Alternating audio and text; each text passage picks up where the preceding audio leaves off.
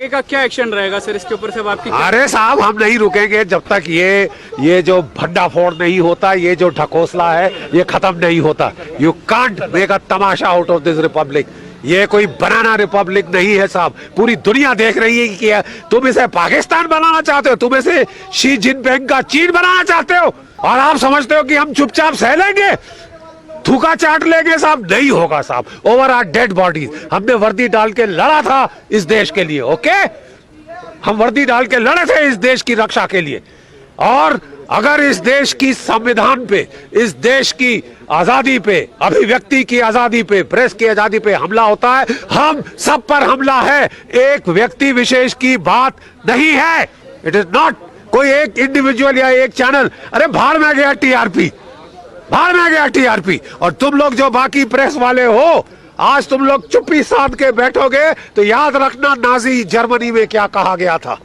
याद है कि जब मेरे पड़ोसी पे हमला हुआ तो मैं चुप रहा कि अरे मेरे पे थोड़ी ना हुआ है साहब। अबे कल तुम जेल में होगे। क्योंकि मजाक है। भारत के लोग नाली के कीड़े हैं, गली के कुत्ते हैं, जो मर्जी चाहे मरवा दे, कुछ भी कर दे, जेल में डाले, पीट दे, ये कर दे। क्या है साहब ये? एक क्वेश्चन ये है कि अगर आज अर्णव गोस्वामी को जिस तरह सुबह उनको ले जाया गया, जबकि अगर महाराष्ट्र सरकार और पुलिस अगर ये सही रीजन नहीं बता पाती है कि उनको क्यों उठाया गया था, तो उनके ऊपर सख्त कार्रवाई होनी चाहिए, पुलिस पे भी और उन नेताओं पे भी। देखिए साहब, हर पुलिस का अफसर सेंट्रल गवर्नमेंट का एम्प्लॉय है। Rules of civil service apply. You can not take the law into your own hands. आपको कानून पे चलने के लिए, कानून को बचाने के लिए वर्दी हम सबको दिए, ठीक है? आप कानून को अपने हाथ में नहीं ले सकते साहब। And if you do, home ministry को यहाँ कंप्लेंट गए हैं, तो अभी मतलब सेंट्रल सरकार को इसमें इंटरसेप्ट करना चाहिए। सेंट्रल सरकार को इस पे एक्ट करना पड़ेगा। अगर किसी प्रोविंस में the government can not be conducted as per the rule of law, then there is a law, there is a law, there is a constitution. एक संविधान है, एक संविधान है साहब। किसने उसको एब्रोगेट किया है? शी जिनपिंग से आप हुक्म लेके आए। आप उसको शी जिनपिंग का घटिया यहां पे क्लोन बनाना चाहते हैं। वहां किसी अभिव्यक्ति को आजादी नहीं। वो तो ये नहीं बोलते कि हमारे कितने जवान मरे। ठीक है साहब, आप इसको ये चाइना बनाना चाहते हैं। क्या हो तुम? क्या हो तुम? तुम हमारी आजादी छीनोगे? खुद होके आओ। सर, अभी पता चला कि अर्णव गोस्वामी का मेडिकल हुआ है, तो उसमें उनको काफी चोटें आई उनकी बैकबोन पे। क्या कहना है इसके बारे में? तो फिर एक रूल ऑफ लॉ है, एक रूल ऑफ लॉ है इस देश में, या कानून व्यवस्था सब हट गई, घर की खेती बन गई?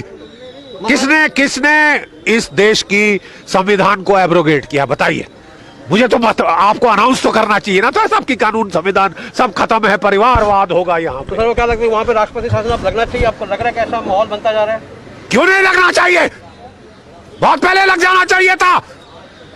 व्हाट डू यू मीन क्यों नहीं लगना चाहिए? Is this the rule of law? देखिए साहब, हम बच्चे हैं।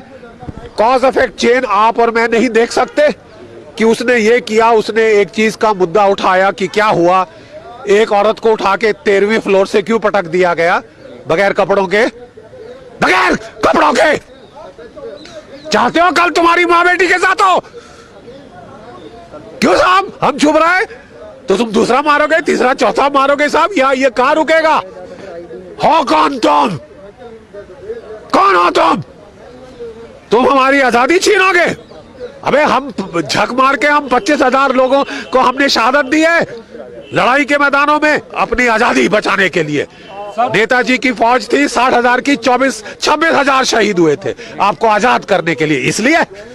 इसलिए कि कहीं हर 2 टके का तानाशाह यहाँ पे इस गली से उगे, उस गली से उगे, इस पॉलिटिकल पार्टी से आए, बख्शिक बनते जा रहे हैं। ये समाज सेवा के नाम पे। अरे साहब, अगर बाढ़ खेत को खाएगी तो क्या होगा?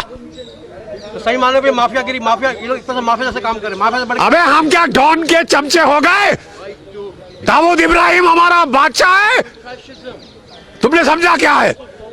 दाऊद इब्राहिम राज करेगा, तुम राज कराओगे? सर, पत्रकारों पे हमेशा कभी यूएपीए लगा दी जाती है, कभी कोई धारा लगा दी जाती है, तो ये क्योंकि तुम लोग चुप हो। तुम्हारी चुप्पी सबको सुनाई दे रही है।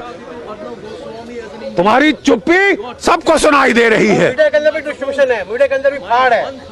देखिए आप, ये ऐसे समय में देखो, हमको बताया था जब वसूल की लड़ाई है कोई कीमत नहीं गिनी जाती, कोई कीमत नहीं गिनी जाती। मेरी जान जाए, मेरे चीथड़े उड़ जाए, अरे मेरा बड़ा भाई माइन से फट के मरा था, ठीक है, दो इतने बड़े टुकड़े भी नहीं मिले थे, इकट्ठे करके जितने मिले उनको जला दिया था, उसके अगले साल में फौज में आया था, ठीक है साहब।